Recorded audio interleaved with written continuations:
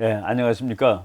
오늘은 제가 말씀드렸던 대로 영일 동맹에 대해서 한번 공부해 보는 시간을 갖도록 하겠습니다. 영일 동맹 그러면은 약간 좀 그게 지금 무슨 세상에 좀 어이없는 소리를 하는가 하는 사람들도 계실 것 같습니다.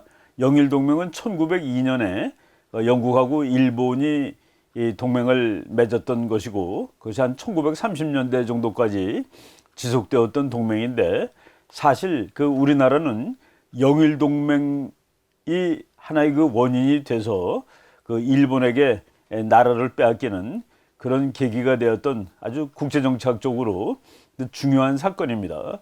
그 영일 동맹이 지금 서서히, 그러나 거의 분명하게 다시 체결되는 것 아닌가 하는 그런 움직임이 진행되고 있습니다. 지금 우리나라는 북한 핵 문제 때문에라고 말씀드릴 수도 있겠습니다만은, 우리나라의 지금 현재 외교는 이 이름을 갖다 붙이자면은 우리 민족끼리 외교라고 말할 수가 있습니다. 그러니까 범위가 너무 작아요. 지금 세계는 글로벌입니다. 전 세계가 지금 이 권력 질서가 재편되고 있는데, 우리나라가 그 질서 재편되는 데서 또 뒤처지게 되면은 이렇게 비유하는 사람들이 드문드문 있습니다만은, 마치 100년 전의 국제 정치가 오늘의 국제 정치와도 너무나 비슷하다라고 얘기하는데, 우리나라 100년 전의 국제 정치는 우리 조선, 우리의 선배 국가입니다. 그 국가가 멸망하던 때가 바로 100년 전이죠. 그래서 그런 이 역사가 다시 반복되면 절대로 안 되는데, 지금 우리가 글로벌한 시각에서 많이 뒤처지는 거 아닌가 하는 그런 생각을 하게 됩니다. 우리가 역사를 이렇게 크게 보면은 이렇게 세부적으로 자세한 것을 분석하는 방법도 있겠습니다만은, 역사를 크게 보면은 지구가 하나 전체를 글로브라고 그러죠. 글로벌. 지구가 하나로 된 것은 한 500년 정도 칩니다. 지난 한 500년 역사 동안 이 패권국이 이제 쭉 역사가 이제 진행이 되는데, 지난 한 300년 정도 역사를 보면은 영국이 세계의 챔피언 노릇을 합니다. 영국은 정말 해가 지지 않는 나라라는, 지구 전체를 장악하던 나라가 됐었죠. 그리고 영국이 거의 한 200년 정도 세계 챔피언을 했다가, 지금 미국이 영국의 챔피언십을 물려받아서 1945년 이후라고 보시면 되겠습니다. 지금 한 70년 이상 미국이 세계 패권국으로 이제 군림하고 있습니다. 그런데 이 패권국은 자기 이 위치를 그냥 저절로 다른 모든 나라들이 지지해서 유지했던 것은 아닙니다. 항상 도전자가 있었죠. 그 도전자의 도전을 꺾고 자기의 패권을 유지한 역사가 지난 500년 정도 국제정치의 역사라고 보시면 되겠습니다. 그런 와중에서 이제 작은 나라들은 패권 싸움에서 어느 편에 붙느냐에 따라서 자기의 이익을 향유한 적도 있고, 또는 식민지가 되기도 하고 나라가 망한 적도 있고 그랬습니다. 근데 지난 500년의 역사를 보면은 재미있는 현상을 하나 발견할 수가 있는데, 패권국은 항상 해양 국가입니다. 바다를 장악한 나라가 항상 패권국이고, 도전자가 주로 대륙에서 나옵니다.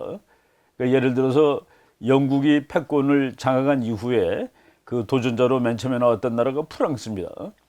그 다음에 독일, 또 그 다음에 러시아, 그리고 그 다음에 이제 지금은 이 영국 패권 때 도전자는 프랑스, 독일, 러시아고, 그 다음에 이제 미국이 패권을 이어받은 다음에 도전자는 그때 소련이었죠. 그때 이름이 소련이고, 그리고 지금 중국입니다. 그 사이에서 이제 패권 국가까지는 안 되더라도 2등, 3등, 4등, 5등 되는 요 강대국들이 이제 서로 이제 연계를 하고 그러는데, 그중 하나가 영일 동맹이라고 보겠습니다. 오늘 2018년에 영일 동맹을 얘기하기에 앞서서 1902년에 영일 동맹을 잠깐 얘기한다면은, 영국이 세계에서 제일 막강한 나라가 된 다음에 영국은 누구하고도 이제 외교 관계를 맺지 않는, 즉 동맹을 맺지 않는 그런 외교 정책을 썼죠. 그래서 영국 외교 정책의 기본이 영광스러운 고립이라는 스플렌디드 아이솔레이션이라는 그런 정책을 썼습니다. 특히 이제 1870년에 독일 제국이 이제 통일을 한 다음에 독일이라는 막강한 나라가 이제 유럽에 생겼죠. 그때 영국은 프랑스 편도 들지 않고 독일 편도 들지 않았습니다. 그런데 1870년 이후에 영국이 가장 신경을 쓰고 있던 나라는 러시아입니다. 그 동방의 대국이죠. 러시아는 뭐 땅덩어리가 넓을 때는 2천만 평방킬로가 넘은 적도 있었습니다. 남북한 다 합친 거에 102배에 해당되는 넓이를 가지고 있었던 그 소련이었는데 그 옛날에 19세기는 러시아입니다. 영국이 러시아의 힘이 커지는 것을 막는 것이 그 당시의 국제정치의 가장 중요한 이슈입니다. 러시아가 제일 무서운 나라니까. 근데 그 러시아의 힘이 점점 커져가지고 동쪽으로까지 이제 오게 됩니다. 동쪽으로 와가지고 결국은 시베리아 다 차지하고 뭐 블라디보스토크까지 오고 그리고 이제 동해바다로 태평양으로 나오게 되죠. 바로 그 무렵에 영국이 더 이상 아무하고도 동맹을 맺지 않고서는 도무지 러시아의 힘을 막을 수가 없다라고 생각해가지고 그때 이제 일본은 그 개혁 개방을 하고서 뭐 나날이 힘이 커지는 그 신흥강대국입니다. 근데 그 신흥강대국인 일본하고 영국이 동맹을 맺음으로써 영국은 그 수십 년 이상 유지되어 왔던 그 영광스러운 고립 정책을 이제 포기하게 됩니다. 근데 일본은 바로 영국이라는 세계 챔피언하고 이제 동맹을 맺게 되니까 그 힘을 통해서 러시아를 격파하고 그리고 아시아의 챔피언으로 올라가게 되는데 그 과정에서 한국이 일본의 식민지로 전락했던 그런 역사를 우리가 이제 알고 있습니다. 그런데 지금 2018년에 그 세상이 많이 변했는데 일본과 영국이 다시 그 동맹을 맺는다는 건 또 무슨 얘기냐? 뭐 그 말이 안 되는 얘기라고 하는 사람들도 있는데 지금 저도 최근에 그쪽을 좀 관심 있게 공부를 하고서 상당히 많이 진행이 된 이야기구나 하는 것을 새삼 다시 느꼈습니다. 일단 그 두 나라가 동맹을 맺어야 되는데 동맹을 맺게 된 그 근거가 있고 동기가 있을 겁니다. 그 동기를 먼저 그 영국 거부터 한번 말씀드리도록 해보겠습니다. 영국이 지금 현재가 영국 그러면 우리가 떠오르는 말이 브렉시트입니다. 영국이 EU에서 나와버렸다라는 그 얘기인데 영국이 EU에서 나올 때 우리 많은 그 학자들이 과연 그 영국 국민들이 나갈까? 그 유럽 연합에 있으면은 많은 그 도움이 되는 거 아닌가? 경제가 통합이 되고 시장이 하나가 되면은 아무래도 경제 발전에 좀 유리하겠죠. 그래서 아마 영국이 안 나갈 걸 그러는 사람도 있었고 아마도 나갈 것 같다라는 사람도 있었는데 저는 그때 나갈 거라고 거기에다 걸었고 또 그것도 이제 마친 거가 됐습니다. 여러분들 여기 그 그림 하나 볼 텐데 같은 마을에 사는 뭐 그냥 같은 할머니들인데 한 할머니는 떠나자 영국은 떠나야 된다 해갖고 영국 깃발을 들고 있습니다. 영국 깃발이 아주 유명한 유니온 잭크라고 그러죠. 이렇게 십자로 돼 있고 또 X로에 거 있는 그게 그 영국이 가지고 있는 네 개의 영토를 상징하는 겁니다. 스코틀랜드, 잉글랜드, 뭐 아일랜드, 노던 아일랜드 그리고 웨일스 해가지고 그 네 개를 상징하는 그 유니온 잭크를 들고 앞에 서서 영국은 나와야 된다고 얘기하는 할머니도 있고 또 다른 할머니는 그 유럽 깃발, 유럽 연합 깃발을 들고 영국은 남아 있어야 된다고 이제 주장하는 할머니도 있습니다. 이제 그 이런 말이 있어요. 영국에 You can have national sovereignty and that's fine. 당신은 국가의 주권을 가지고 있을 수가 있지. 그것은 좋은 일이야. 또는 or You can have economic integration. 당신은 경제 통합을 가지고 있지. And that's fine. 그것도 좋은 일이지. 그런데 but you can't have both. 당신은 그 두 가지를 동시에 가질 수는 없는 것이네. 국가 주권을 가지는 일은 좋고 경제 통합에 대해서 잘 살게 되고 뭐 시장이 하나니까 돈도 하나 쓰는 거죠. 그것도 좋은 건데 그 두 가지를 한꺼번에 가질 수는 없다라고 얘기를 지금 한 사람이 있습니다. 지금 그것 중에서 하나를 택한 것입니다. 주권을 택할 것인가 또는 그냥 같이 모여서 잘 사는 것을 택할 것인가. 저는 영국이라는 나라의 그 전통을 봤을 때 주권을 택할 것이다라고 본 것이죠. 영국은 대영 제국입니다. 그리고 미국보다도 훨씬 오랜 기간 동안 세계 전체를 제패를 했고 경영을 했던 나라인데, 그래서 영국은 유럽연합에 사실은 늦게 들어갔습니다. 그리고 유럽 대륙에 영국은 자기는 세계적인 나라지 유럽적인 나라가 아니라고 보는 나라입니다. 그런데 이익 때문에, 경제적인 이익 때문에 이제 유럽연합에 가입을 했지만은 유럽연합이 생각했던 만큼 경제적 이익을 주지도 못했고, 또 자기의 주권이 생각보다는 많이 이제 이 제약을 당하는 것이죠. 그래서 영국 사람들은 나올 것이다 라고 이제 생각을 했는데 역시 그 나오고 말았습니다. 그런데 영국이 나왔을 때 국민 투표를 했습니다. 국민 투표를 해가지고 2016년 일이죠. 그래가지고 영국 국민들이 52대 48로 나가자라고 결정을 했습니다. 나가자라고 결정을 했는데, 이때 투표하러 갔던 영국 국민의 숫자가 영국 국민 전체의 72%가 투표를 하러 갔습니다. 이것은 영국 역사 지난 24년 동안 가장 높은 투표율이라고 합니다. 그러니까 국민의 72%가, 그러니까 아주 뜨거운 이슈였던 것이죠. 그래가지고 52%가 찬성을 했는데, 이 52%를 숫자로 표시하면 1700만 명입니다. 영국 역사상 어떤 한 가지 이슈에 대해서 1700만 명이 찬성을 한 것은 이것이 처음이라고 합니다. 그러니까 영국 역사상 그 한 가지 이슈에 가장 많은 사람이 찬성을 한 그런 이슈가 되죠. 그래서 지금 영국이 결국은 이제 그때 그 카메론이라는 사람이 영국 수상이었는데, 자기가 만약 그 브렉시트를 국민들이 찬성을 하게 되면은 자기는 수상직에서 물러나겠다라고 했고, 또 물러났습니다. 그리고 물러난 이후에 그 총선거가 있었는데, 그때 그 영국의 보수당과 영국의 노동당, 그게 이제 영국의 가장 큰 정당 두 개죠. 콘서버티브하고 레이버, 이 두 당이 전부 국민들의 의사를 존중하겠다, 브렉시트, 그러니까 EU에서 탈퇴한 것을 다 받아들이는 그 약속을 하고서 이제 그 다음 선거에 임했을 정도로 그 영국 사람들은 나가는 것을 택했습니다. 물론 나가고 나니까 여러 가지 혼란 상황이 있어요. 국민들은 나가자고 그랬고, 지도자격인 사람들은 있자고 그랬답니다.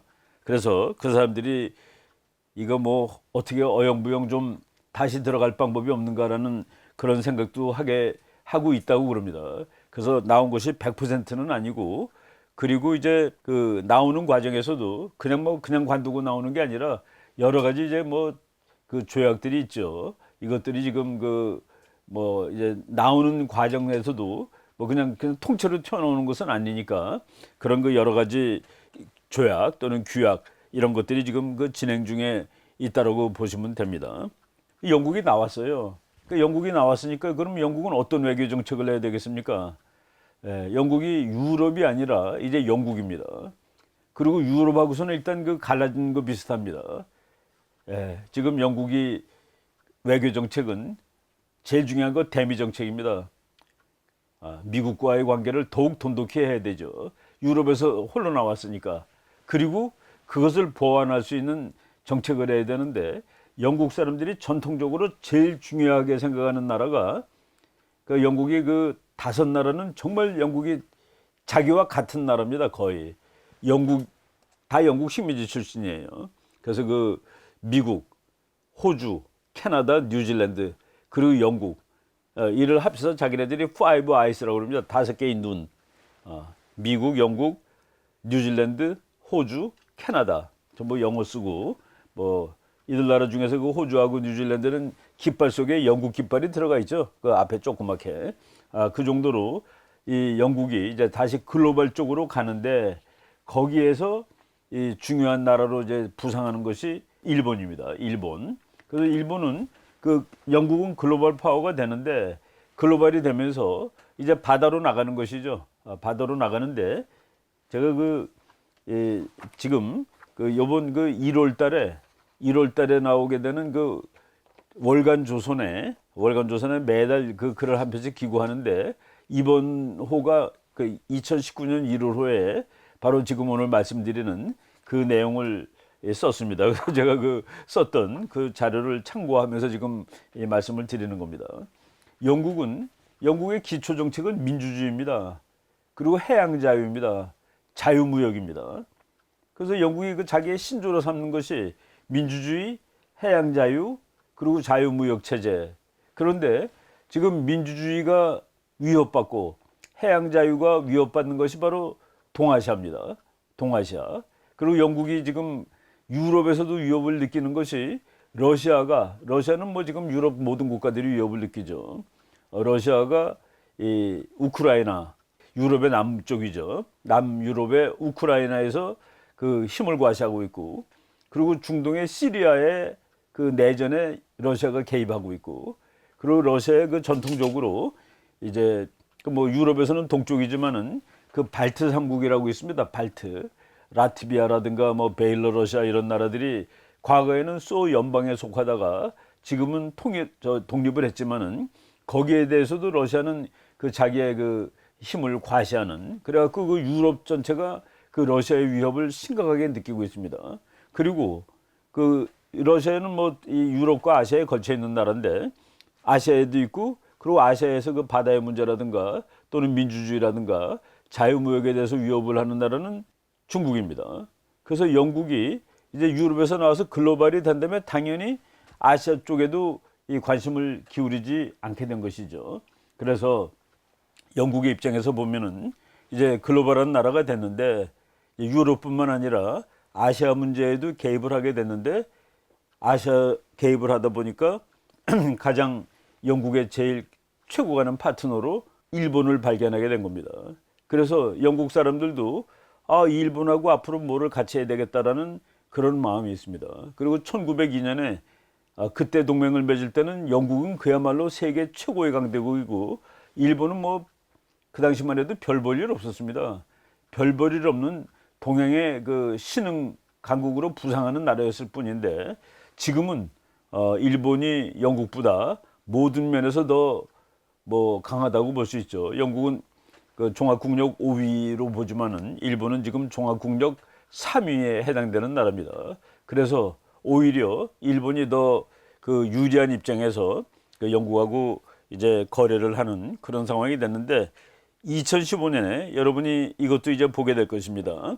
2015년 11월에 영국의 국가안전보장 전략 보고서가 나왔습니다. 여러분들이 지금 그 사진 모습을 보실 텐데, 영어로는 National Security Strategy and Strategic Defense and Security Review 해갖고 2015년 했는데, 거기에 이제 영국이 국가 목표 3가지를 이제 써놨습니다. 첫 번째는 Protect Our People. 그렇죠? 국가 안보 정책의 첫 번째는 자국 국민을 보호하는 겁니다. 자국 국민 보호.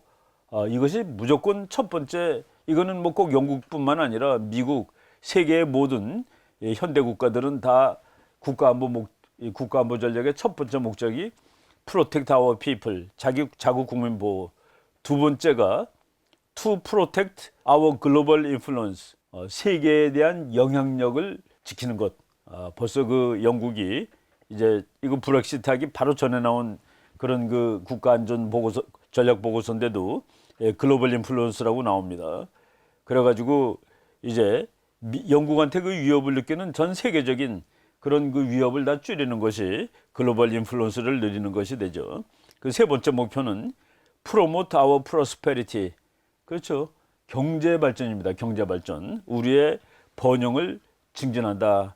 여기서 그 두 번째가 글로벌 인플루언스인데, 이 글로벌 인플루언스에 그 일본이라는 나라가 아주 중요한 나라로 이제 기록이 돼 있다라는 사실을 제가 그 최근에 읽고서 이제 발견을 했습니다. 그래서 그 영국이 자기의 그 전통적인 동맹국이라든가 이 파트너 나라들하고의 관계를 더욱 강화하겠다. 유럽에서 나왔으니까. 그래가지고 이제 지금 내가 방금 말씀드렸듯이 Five Eyes, 5개의 눈. 그래서 미국, 캐나다, 호주, 뉴질랜드, 그리고 영국. 그 5나라 빼놓고서는 일본이 항상 최고로 이렇게 이 보고서에 기록이 돼 있습니다. 뉴질랜드 and Japan, 일본이라는 말이 딱 나오고, We will invest in these alliances. 우리는 그 일본도 이제 뭐 파트너라는 말도 썼다가 동맹이라는 말도 썼다고 그러는데 하여간 일본하고 잘 지내겠다는 얘기가 있습니다. 거기서 조금 놀랍기도 하고 우리한테는 조금 좀 야 이거 참 세상이 이렇게 가고 있구나라는 그런 한탄도 할 수 있게 하는 그런 내용이 나오는데 일본을 이렇게 표현했습니다. Japan, our closest security partner in Asia. 아시아에서 우리의 가장 가까운 안보 파트너 일본이라고 나오고 그리고 우리는 여기서 그냥 영어로 읽고 한국말로 해석해 드리겠습니다. We strongly support Japan's bid to become a permanent member of an expanded United Nations Security Council. 지금 유엔 안전보장이사회가 5나라의 상임이사국으로 돼 있죠. 지금 그것을 늘려야 한다라는 그런 그 논란이 많습니다. 사실 유엔 안보이사회 5나라는 이거는 그 2차 대전 끝났을 때의 기준으로 만든 것이죠. 미국, 그리고 러시아, 그리고 지금 중국, 옛날에는 대만이었습니다. 그리고 프랑스, 영국. 그런데 지금 사실상 가장 그 경제력으로 또는 그 국제적인 영향력이 큰 나라는 독일, 일본인데 독일, 일본이 거기에 들어가 있지는 않습니다. 그러니까 독일, 일본이 들어가야지 제대로 되는 것인데 그 1945년에 그 유엔을 만들 때 독일과 일본은 범죄자입니다. 전범국입니다. 그래서 못 들어갔지만은 지금 이제 70년도 넘은 지금 이 시점에서 유엔 안전보장이사회가 제대로 기능을 하려면은 일본, 독일과 같은 강대국이 바깥에 나가 있어서는 안 된다라는 그런 논란이 많은데 일본은 어떻게 해서라도 거기 안전보장이사회 상임이사국으로 들어가기를 원하는데 영국 그 국가안보정책 보고서에서 우리는 일본의 그 안전보장이사국 진입을 강력하게 지지한다. And support Japan taking a great role in UN peacekeeping. 그리고 유엔의 평화유지 활동에서 일본이 더 큰 역할을 담당하는 것을 지지한다라고 이렇게 되어 있습니다. 지금 우리나라는 일본을 거의 일본을 거의 그 준적으로 치고 있습니다.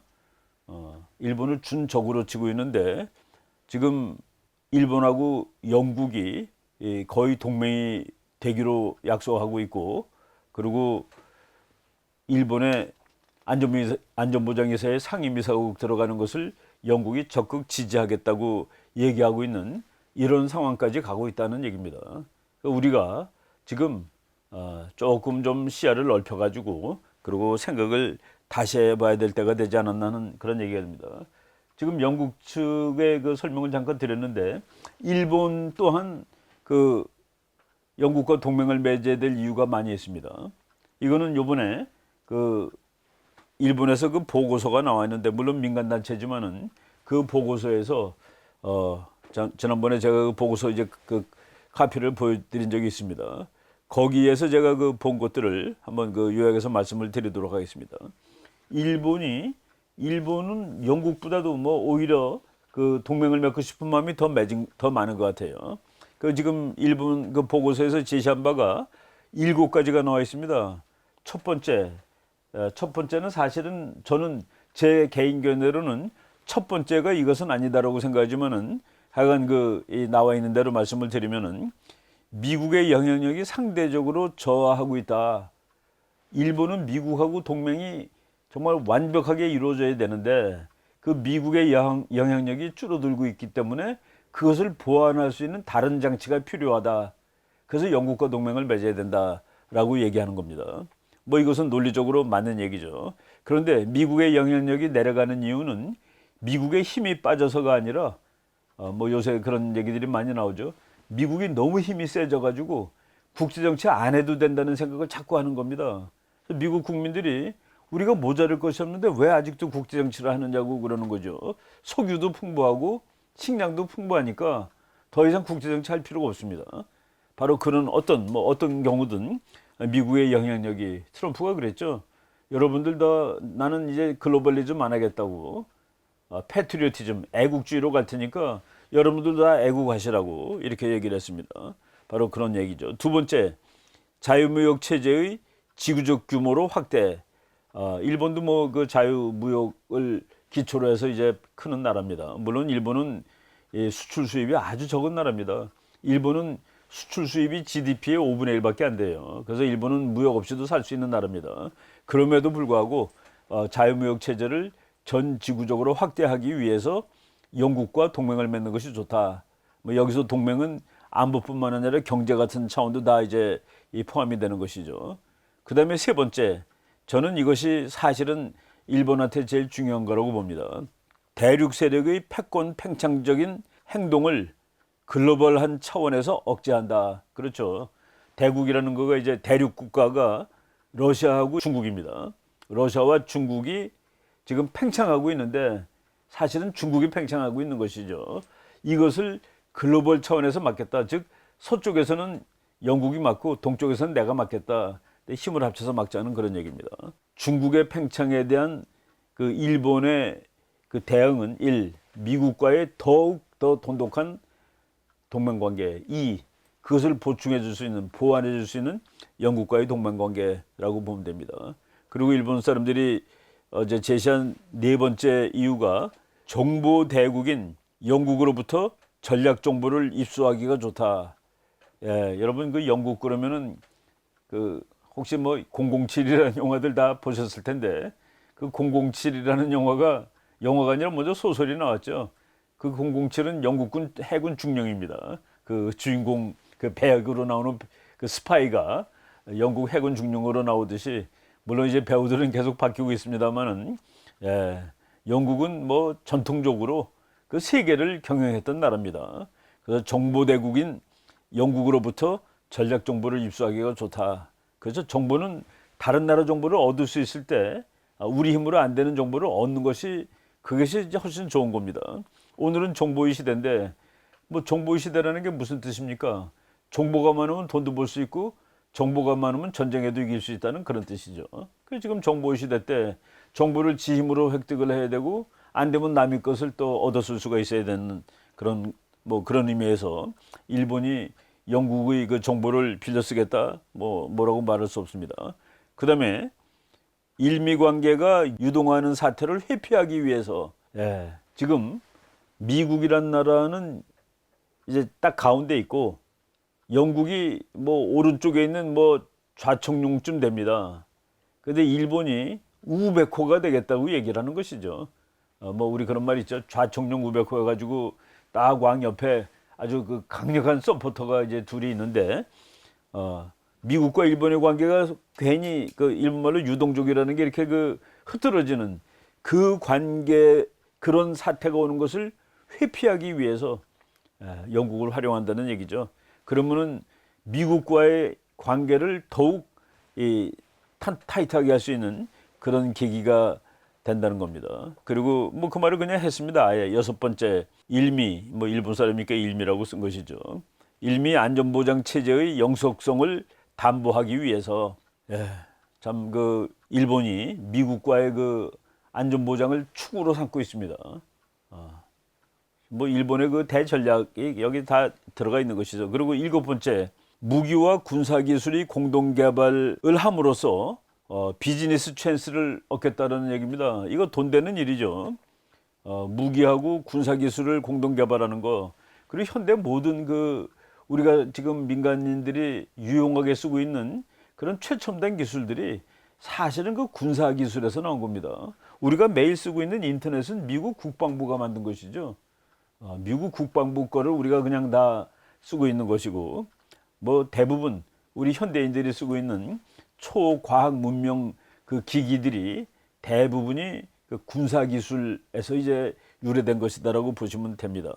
바로 일본이 이와 같은 그 7가지 이유가 있기 때문에 일본도 영국하고 동맹을 맺는 것이 좋다라고 이제 얘기를 하고 있는 거죠. 그런데 그러면은 그 좋다라는 것은 영국도 일본과의 동맹이 괜찮고 그리고 일본도 영국과 동맹 맺는 것이 좋다 그러는데 그러면 그 일을 하기 위해서 두 나라가 뭐 어떻게 뭐를 하고 있느냐. 둘이 아주 부지런히 접촉하고 있다는 사실을 이제 우리가 알 수가 있는데 그 말씀을 드리겠습니다. 둘이 얼마나 그 자세히 접촉하느냐 하면은 최근에 최근에 2012년 4월 일본의 노다 요시히코 수상하고 영국의 카메론 수상이 정상회담을 개최하고서 거기서 이제 공동성명문을 발표했는데, 공동성명문 제목이 세계의 번영과 안전보장을 선도하는 전략적 파트너십, 세계의 번영과 안전보장을 선도하는 전략 파트너십이 그 일본과 영국 그 수상이 만나갖고 한 공동성명입니다. 이 성명에서는 두 나라가 상호 정합한 파트너임을 강조하고, 그렇죠, 딱 자기네들끼리 우리는 천생연분이라는 식으로 얘기를 하고 있습니다. 우리 딱 맞는, 우리 정말 좋은 친구지, 이게 되는 거예요. 상호 적합한 파트너임을 강조하고 동아시아의 불안정 문제에 서로 협력하고 대처하기 위해 양국은 안전보장 및 방위 분야에서 협력 및 관여를 확대할 방침을 표시했다. 그러니까 협력하고 뭐 서로 돕고 산다는 그런 얘기가 되겠습니다. 예, 그리고 거기에 이미 2012년 4월입니다.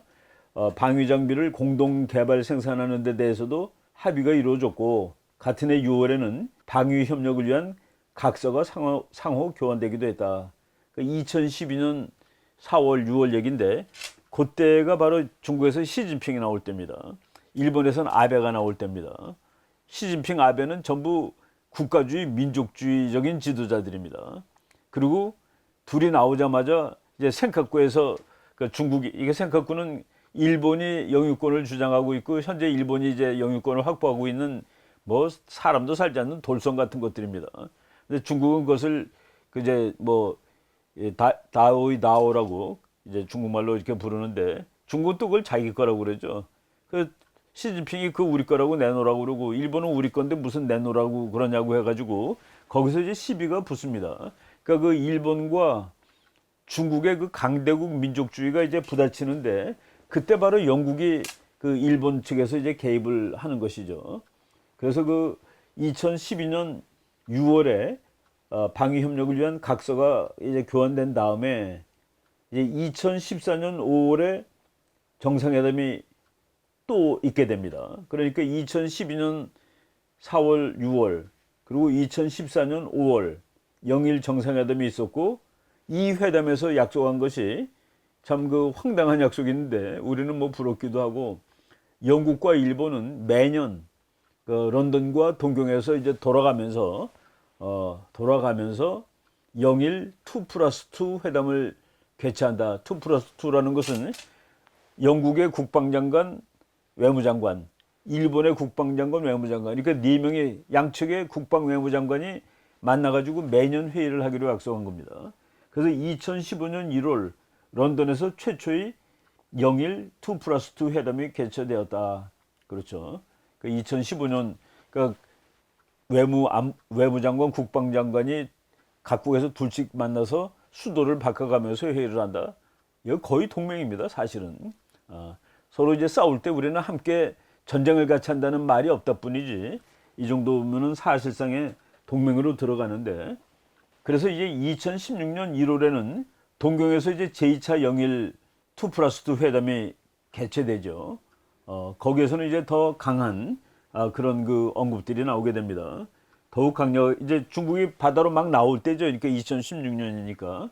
그러면은 강력하게 해양에 진출하는 중국에 대한 대응책이 협의되었고, 남진해에서 일방적으로 인공섬을 건설하고 있는 중국의 행동에 대해 반대하며 중국의 자제를 촉구하는 공동성명이 발표되었다. 그러니까 우리는 뭐 주로 이제 미국 얘기를 많이 해가지고, 미국만이 중국이 저 섬 만드는 걸 막고 뭐 와서 방해하고 그러는 거로 쳤는데,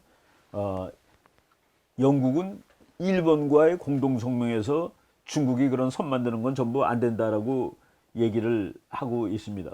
그래서 그때 일본 그 후미오 기시다 외상인데, 일본의 후미오 기시다 외상은 영국의 기분이 좋은 얘기를 하는 겁니다. 우크라이나 동쪽으로부터 남진해에 이르기까지, 그러니까 뭐 지구 아시아 대륙, 유라시아 대륙 전체죠. 여기 전체에서 이제 안보 불안 요인이 막 나오는 거죠. 우크라이나에서는 지금 소련이, 이제 러시아가 그 우크라이나 정부를 점령했죠. 크리미아 사태. 그러니까 그것도 영국의 그 이게 심각한 위험이 되고 있고, 그리고 남진해에서는 일본의 이익에 심각한 위험이 되고 있는데 이 두 나라가 서로 합쳐서 이 문제에 대해서 연대하자고 호소를 했습니다. 이거 제가 다시 읽어드리면은 그 후미오 기시다 외상은 우크라이나 동쪽으로부터 남진해에게 이르는 지역에서 중국과 러시아의 일방적인 현상 변경 시도에 대해 영국과 일본 양국은 연대하자고 호소했다. 그런데 그 당시에 그 영국의 파트너가 필립 하몬드 외상입니다. 필립 하몬드 외상이 뭐라고 대답을 했냐면은 일본은 영국에게 있어 아시아 최고의 긴밀한 안전보장 파트너다라고 응답을 했습니다. 그러니까 뭐 서로 기분 좋은 대답을 한 것이죠. 여기서 또 재밌는 거가 그 다음 해입니다. 2017년 8월 달에 영국의 그 테레사 메이 영국 수상이 일본을 방문했습니다. 그래가지고 메이 수상은 해상자위대를 방문했는데 그 당시 그 일본 해상자위대 지금도 마찬가지죠. 그 배가 일본에서는 제일 좋은 배입니다. 이름이 그 이즈모함이라고 되어 있습니다. 그 한문으로는 그 나갈 출에다가 구름 문자를 쓰는데 구름이 나간다 뭐 이런 뜻이겠죠. 출운. 이즈모가 이제 일본에서 제일 최신형 항공모함까지는 아니고 이제 헬리콥터를 싣는 그러니까 뭐 헬리콥터 항공모함이죠. 이런 항공모함인데 여러분들이 다 이 사진을 보시게 될 겁니다. 여기에 그 테레사 메이가 올라탔습니다. 그런데 그 테레사 메이 그 영국 수상한테 일본의 그 오노데라 방위청 장관이 이 배와 똑같은 이름을 가진 이즈모함이라는 이 배가 이제 이즈모함이라고 또 여러분 또 사진 보실 텐데 이거는 바로 러일 전쟁 때 그 러시아군을 완전히 격파했던 러시아 해군을 정말 거의 괴멸시켰었죠. 괴멸시켰던 그 스시마 해전 때 그때의 그 일본의 주력함입니다. 주력함인 그 이즈모호의 이름을 딴 이 배다. 근데 그 이즈모호는 영국이 만들어준 배입니다. 영국이 만들어가지고 일본한테 이제 팔았죠. 근데 일본이 영국 배를 가지고 러시아 군함을 다 격파시켜 놓은 것이 그 러일 전쟁입니다. 그래서 일본은 그 러일 전쟁에 이긴 후부터 국제 정치에서 일본은 강대국으로 이제 동양의 프로시아라는 별명도 없고 강대국의 반열로 올라서는데 그 얘기를 해줬더니 그 테레사 메이 수상이 영국은 오랫동안 일본과 아주 국가 안보를 위한 좋은 친구다라는 식으로 이렇게 또 대답을 해줬어요. 바로 그 메이 수상은 그 일본의 이즈모함을 방문하기 전날 그 아베 수상하고 공동 선언문을 발표했는데 공동 선언문 제목이 그렇습니다. 안전보장 협력에 관한 영일 공동 선언. 안전보장 협력에 관한 영일 공동 선언을 발표했고 선언문에서 미국의 최고 동맹국들인 일본과 영국은 아시아와 유럽에서 가장 긴밀한 안보 협력의 파트너로서 법치에 기반을 둔 국제 체제를 유지하기 위해 여기서 여러분들이 혹시 그 외국 사람들 만나면은 특히 이제 서방 측 사람을 만나면은 rule based international order라는 말을 자꾸 씁니다. rule based international order. 그러니까 규칙, 법칙에 근거한 국제 질서. 법칙에 근거한 국제 질서라는 말을 많이 쓰는데 영국과 일본은 유럽과 아시아에서 가장 긴밀한 안보 협력의 파트너로서 룰 베이스드 인터내셔널 오더를 유지하기 위해 지도력을 발휘하자고 합의했다. 이 성명문에 그런 말이 들어갑니다. 그리고 함께 발표된 번영과 협력에 관한 영일 공동선언, 이거는 이제 경제 관련된 것이죠. 그리고 영일 공동 비전 성명에서는 무역 투자의 확대 등 양국 간 경제 협력을 강화하고 빠른 시일 내에 이를 위한 장치를 구축하기로 합의를 했다. 그러니까 이 동맹은 군사동맹 플러스 경제동맹. 일본 사람들이 그렇게 얘기를 하죠. 영국도 마찬가지고 넓은 차원에서 협력을 하고 그리고 이 동맹의 그 여러 가지 문장들을 보면은 반드시 미국이 축이 되는 겁니다. 그러니까 미국을 중심으로 해서 영국과 일본이 한 끈을 묶자. 이거를 다른 말로 하면은 해양 세력 단합하자라는 얘기입니다. 해양 세력끼리 우리 뭉치자. 지금 그냥 딱 이제 구도가 나오죠. 대륙 세력 대 해양 세력으로 갈라집니다. 그런데 중국과 러시아는 그렇게 끈끈이가 강한 나라는 아닙니다. 근데 영국, 미국, 일본 이 셋은 완전히 끈끈이로 뭉치는 이런 상황이 이 동맹이 지금 이제 서서히 형성되고 있어요. 그래서 이제 메이 수상이 2017년 8월 달에 일본을 방문해 가지고 참 이런 그 놀라운 그런 약속을 했는데 그리고 4개월이 지난 2017년 12월 14일 런던에서 일본과 영국은 또다시 이제 3차죠. 이거는 3차 양국 국방 및 외무장관 참석하는 2+2 회담을 개최했다. 이 회의에서 양국은 글로벌 차원의 전략 파트너십이란 이름을 붙인 공동성명을 발표했고, 공동성명의 부제가 글로벌 차원의 전략 파트너십, 영국과 일본은 전체 지구를 아우르는 이제 전략 파트너가 됐다는 얘기입니다. 그리고 일본이 미국과 공유하고 있는 자유롭고 개방된 인도태평양을 위한 전략이 영국과 일본 양국에도 완전한 공통적 이익이다. 그러니까 지금 미국은 이제 트럼프 대통령이 2017년에 그 아시아를 방문을 했죠. 아시아를 방문하고 거기에서 이제 인도라는 말을 처음으로 씁니다. 인도 퍼시픽. 아직까지는 태평양인데 이제 인도 태평양으로 이제 하나를 넓힙니다. 그리고 금년 2018년 5월 달에는 함대사령부 이름을 태평양 함대사령부로부터 인도 태평양 함대사령부로 이제 확대하고 바꾸죠. 근데 일본이 이렇게 얘기한 겁니다. 일본이 미국하고 똑같이 공유하고 있는데 자유롭고 개방된 인도 태평양을 위한 전략. 인도 태평양은 자유롭고 개방되어야 한다는 얘기입니다. 즉 중국에 대해서 이제 얘기하는 것이죠. 바로 일본이 동조하는 이 전략은 영국에게도 이익이 된다. 영국도 똑같다. 그리고 두 나라는 글로벌 차원의 파트너십을 다음 단계로 격상시키자. 지금 제가 말씀드린 거가 지금까지 있는 일인데 이거를 다음 단계로 격상시킨다는 건 뭐겠습니까?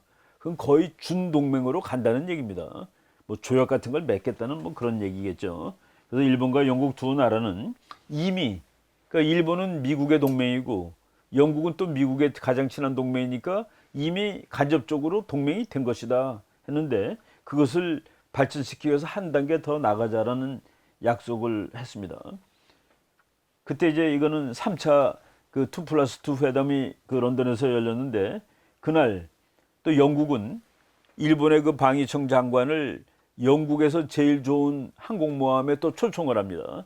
영국의 그러니까 잉글랜드 섬의 남쪽에 포츠모스 해군 기지를 이제 그 오노데라 장관을 불렀어요. 그래가지고 최신 항공모함인 엘리자베스 여왕, 퀸 엘리자베스라는 이름을 붙였습니다. 그 배에 영국 배들은 HMS 엘리자베스 이렇게 씁니다. HMS라는 거가 Her Majesty's Ship, 여왕 폐하의 군함이란 뜻입니다. 그 여자의 그런 뜻이에요. HMS 엘리자베스에 이제 가서 오노데라 장관을 그 배에 태워줬는데 그 배가 포트모스 항구에 있지만은 그 배가 만들어진 지가 딱 일주일 됐답니다.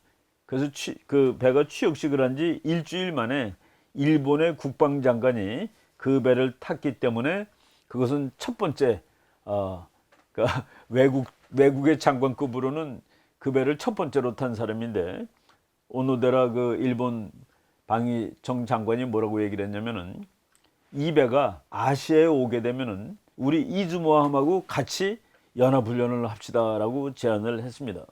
오게 되면은 뭐 당연히 하는 일이 아니겠습니까? 지금 그래서 일본과 영국이 지금 만나가지고 서로 이익이 맞아 떨어지고 있는 것이에요. 그러니까 우리가 미국과의 끈을 놓치면 안 된다. 그러기 위해서 우리는 합치면은 그 삼각동맹이 확실하게 이루어지고 해양동맹이 확실하게 이루어져가지고 대륙의 도전을 우리가 막을 수가 있다. 이제 글로벌 차원에서 지금 일이 전개되는 일입니다. 그래서 그 군함도 이렇게 보면 여러분들이 사진 보실 텐데 그 지금 이즈모함하고 일본 거 중에서 그게 제일 좋죠. 그리고 영국의 가장 최신형인 엘리자베스 함이 모양이 거의 비슷하게 생겼습니다.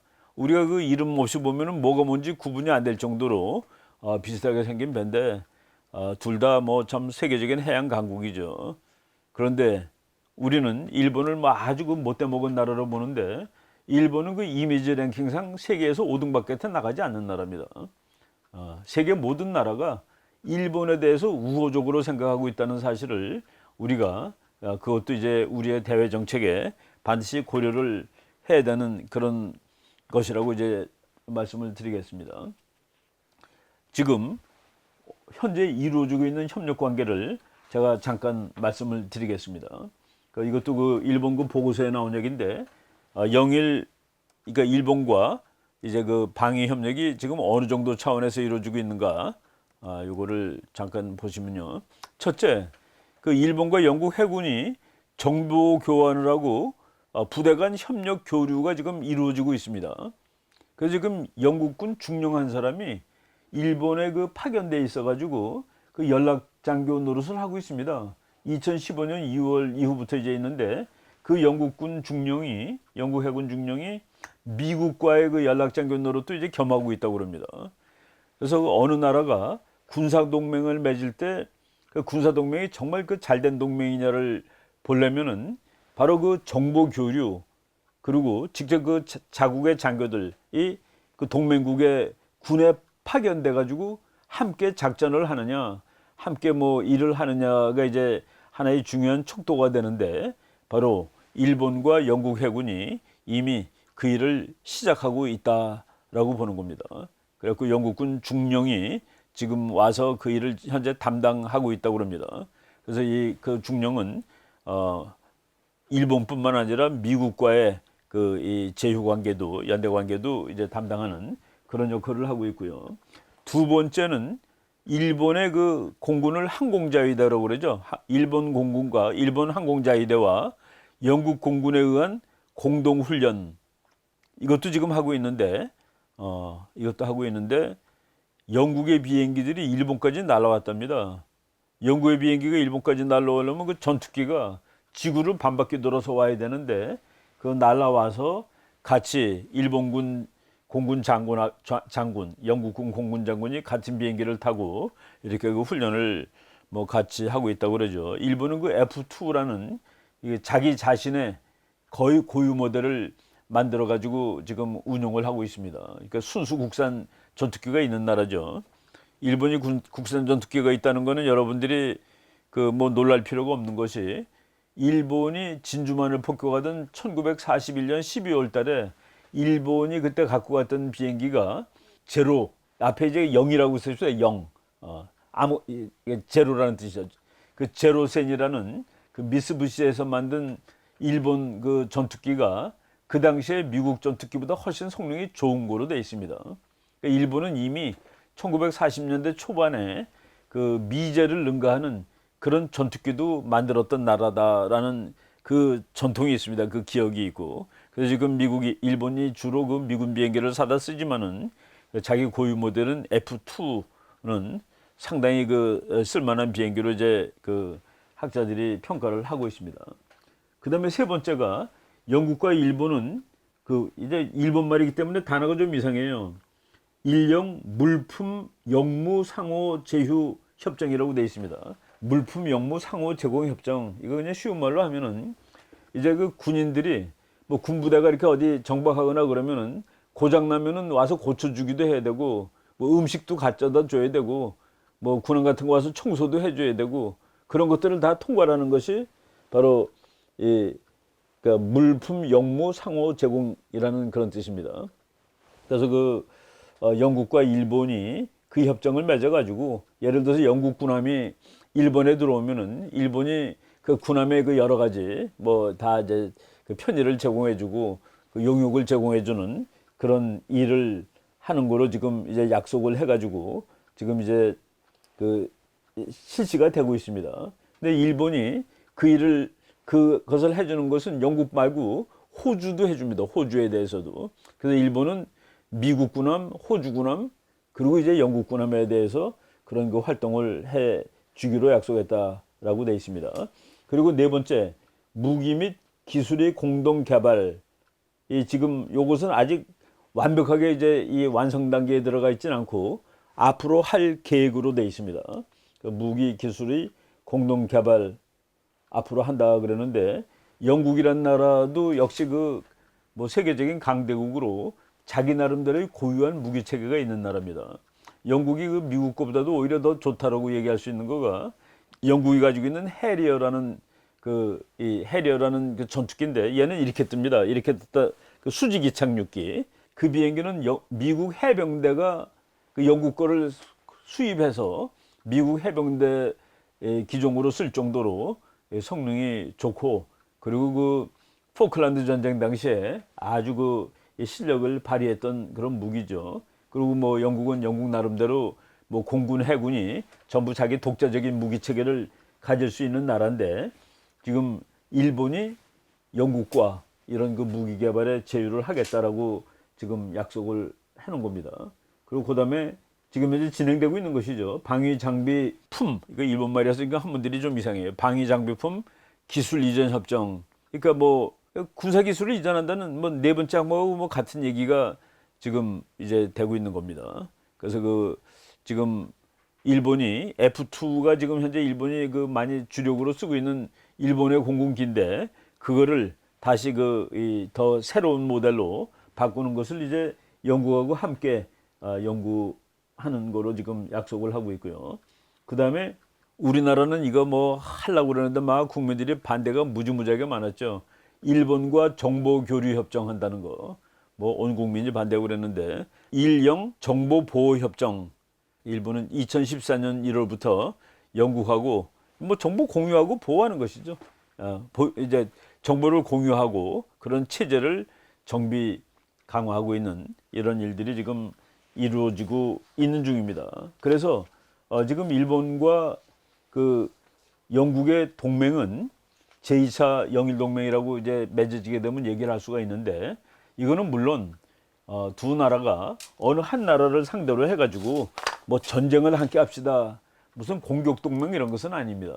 그렇지만은 지금 21세기를 맞이해서 지금 다시 그 패권 경쟁이 그 대륙 세력과 해양 세력 사이에서 이제 벌어지는데 안쪽은 미국을 주축으로 하는 것이죠. 저쪽은 중국을 주축으로 하고 러시아는 뭐 제가 지난 시간에 얘기했지만은 사실은 그렇게 그 뭐 무서운 나라는 아닙니다. 지금 나라의 힘이 많이 줄어들었기 때문에 그럼에도 불구하고 이제 과거의 영광 뭐 이런 것 때문에 이 공세적인 외교 정책을 펼치고 있어서 지금 하나의 그 국제적인 그 문제거리가 되고 있는데 바로 러시아와 중국을 한 축으로 하는 대륙 동맹 그리고 대륙 세력 그리고 미국을 중심으로 거기에 붙어 있는 일본과 영국의 그 해양 동맹 이가 지금 게임을 붙고 있는 겁니다.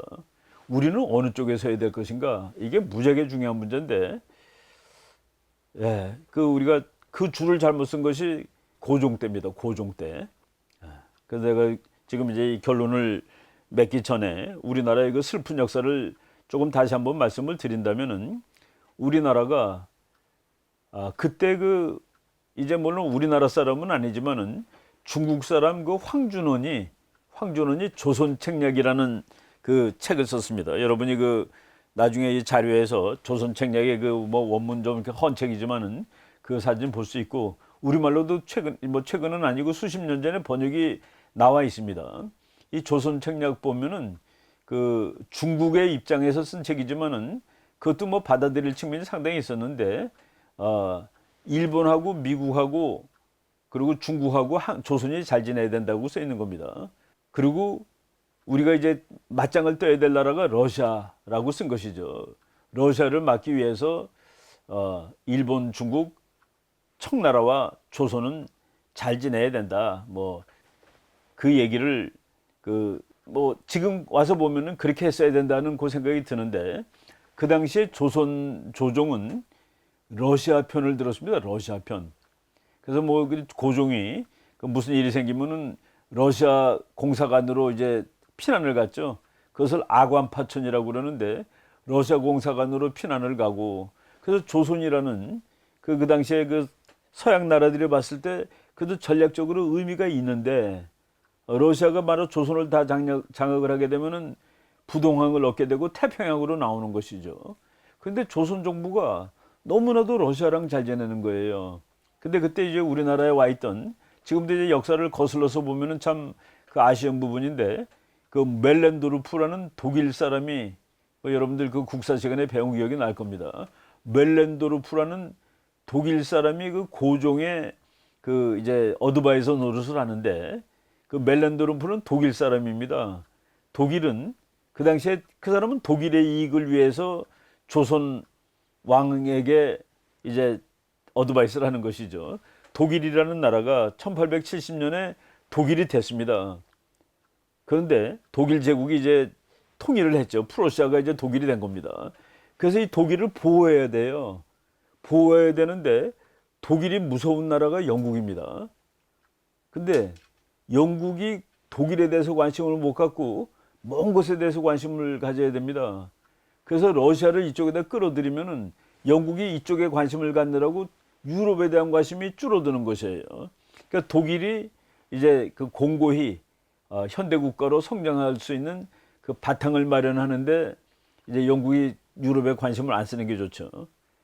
그런데 그러기 위해서는 영국의 관심을 아시아로 불러일으켜야 되는데 그 러시아를 아시아로 끌어들이면 되는 겁니다. 그러니까 이제 전투의 장소를 바꿔놓는 것이죠. 근데 우리는 그래서 그 멜렌도르프의 말을 또 이렇게 잘 따라서 러시아랑 친하게 지내고 있었는데 그 당시에 러시아는 국제사회에서 뭐 그게 이제 나라마다 자기 입장이 있지만은 하여간 그 당시에 국제사회의 주류 세력이든 영국 또는 미국이 이게 러시아가 골칫덩어리구나라고 생각을 하고 있었는데 마침 우리나라가 조선이 러시아랑 친하게 되는 그런 모습을 보여주었다는 얘기입니다. 그래서 그 영국이나 미국은 러시아가 조선반도를 다 차지하는 것보다는 차라리 자기 편인 아직은 강대국이 되지 못한 일본이 갖는 게 나을지도 모르겠다라는 식으로 생각을 하는 것이죠. 그래서 영국은 그 참 영광스러운 고립이 자기의 자랑스러운 외교 정책임에도 불구하고 일본하고 외교를 그 동맹을 맺음으로써 그 자랑스러운 스플렌디드 아이솔레이션 영광스러운 고립을 포기를 하고 일본을 이제 길러주는 겁니다. 군함대주고 그리고 사실 그 러시아의 발틱 함대가 그 일본하고 전쟁하러 가는데 영국이 수에즈 운하를 통과하지 못하게 막았습니다. 그래서 잠깐 6개월 걸려서 왔습니다. 6개월 걸려서 러시아 함대가 6개월 걸려가지고 정말 힘들게 와서 대한해협에서 기다리고 있던 일본 함대한테 전멸당했는데 그 일본 함대는 일본이 만든 배가 아니라 영국이 만든 배였고 그리고 미국이 만들어준 배도 있었습니다. 그래서 일본이 아시아 챔피언이 되고 그리고 한국은 일본한테 식민지가 되고 이런 역사가 이제 딱 1910년이니까 지금 100년 조금 넘은 역사입니다. 그런데 그 당시에 그 영일동맹의 넘버 2 100년 후에 그 다시 영일동맹이 이제 형성되는 이 상황에서 우리는 지금 어떻게 해야 될 것인가 정말 심각하게 고려해 봐야 된다고 저는 봅니다. 뭐 저는 뭐 어느 입장이냐? 저는 해양동맹이죠. 해양동맹입니다. 우리는 지금 대한민국이 냉전이 시작된 이후에 북한은 대륙동맹의 한 파트가 된 겁니다. 대한민국은 해양동맹의 한 파트가 된 겁니다. 그래서 게임은 끝난 것이죠. 대한민국은 세계 10위권의 그 근대국가로 성장을 했고 북한은 지금 세계 최악의 나라로 지금 남아 있습니다. 국민들이 밥도 못 먹는 나라가 됐는데 지금 우리가 지금 그 대륙 세력과 해양 세력이 다시 이렇게 첨예하게 부딪히는 이 상황에서 우리가 그 어느 입장에 서야 되는 것인지 이런 것은 뭐 거의 그렇게 그 뭐 머리 쓰지 않아도 답이 나와 있는 그런 문제라고 생각을 하게 됩니다. 그래서 이제 우리가 지금 또 뭐 영일동맹 아주 간단하게 설명을 했습니다만은 우리가 그 외교사에서 영일동맹만 하더라도 뭐 수백 권의 책이 나와 있는 그런 그 연구 주제가 되는데 하여간 그 이번 그 뭐 공부한다는 의미로 지금 그 서서히 그 모습을 갖춰가는 영일 동맹에 대해서 우리가 그 인트로덕션 격으로 오늘 그 말씀을 드렸습니다. 여러분 오늘 이 공부는 여기까지 하고 다음 시간에는 이제 중국의 미래에 관한 제반 학설들 제가 말씀드린 대로 그것을 이제 방송하도록 하겠습니다. 제가 그 지금 이 방송하는 동안은 제가 그 미국을 방문 중이기 때문에 그 시사를 할 수 없기 때문에 이제 이런 그 공부 방송으로 대체를 했습니다. 여러분 고맙습니다. 여기까지 하겠습니다.